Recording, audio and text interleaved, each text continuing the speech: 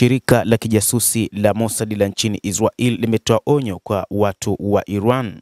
Shirika hilo la Israel limewaambia wakazi kwamba ikiwa shirika tanzu la IRGC ghafla litapokea simu au ujumbe kwenye simu zao za kibinafsi, wanapaswa kuondoka mara moja. Mossad iliwashauri raia wa Iran kujitenga na wanachama wa jeshi la walinzi wa mapinduzi ya Kiislamu ya Iran IRGC ili kujiweka salama katika machapisho kwenye ukurasa za X ama Twitter.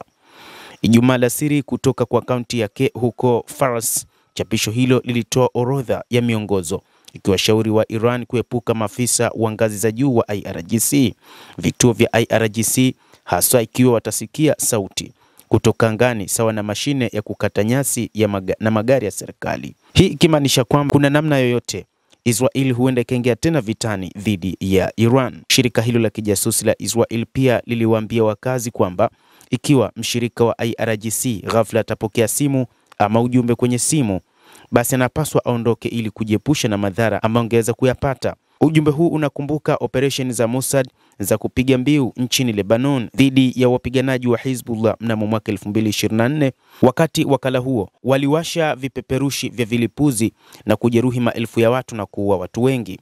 Na sasa wakati huu kuna uwezekano wakafanya kama walivyofanya wakati wakiua baadhi ya raia wasiokuwa na hatia huko nchini Lebanon wakati wakipambana na kundi la wapiganaji la Hezbollah.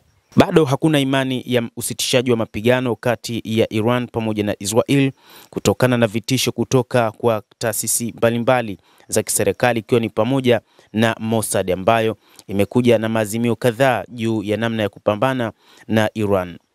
Kumekuwa na vita vya siku 12 ambavyo vilisitishwa baada ya tangazo la rais wa Marekani Donald Trump, lakini Donald Trump mwenyewe alikiri hadharani siku ya Ijumaa akisema kwamba kutakuwa na mazungumzo ya kina kuhusu namna gani ya kumaliza vita hivyo ambavyo vilidumu ndani ya siku 12. Hata hivyo, Mossad inasema vita vyetu dhidi ya Jamhuri ya Kiislamu ya Iran, mnapaswa kujua kwamba tutafanya kila tuwezalo ili kuhakikisha hatumdhuru mtu yeyote. Vita yetu ni ya utawala wa Jamhuri ya Kiislamu ya Iran, shirika hilo la kijasusi lilisema.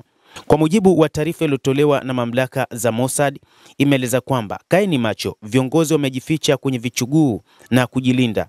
Ninyi ndio mpo hatarini, tafadhalini fuateni miongozo hii, taokoa maisha yenu. Shirika la kijasusi la Mossad lilitangaza siku ya Alhamisi kuwa limeanzisha kituo cha matibabu nchini Iran kwa ajili ya raia walioathirika kitakachoanza saa 3:30 asubuhi hadi saa 10 jioni kutoka Jumapili hadi Alhamisi, na inaweza kufikiwa kupitia WhatsApp, Telegram au programu za mawimbi. Madaktari wanaohusika katika mpango huo wanazungumza lugha mbili za Kiajemi na Kiingereza na watafanya kazi katika nyanja mbalimbali zinazojumuisha magonjwa ya sukari na magonjwa ya kuambukiza miongoni mwa mambo mengine, linaeleza shirika hilo.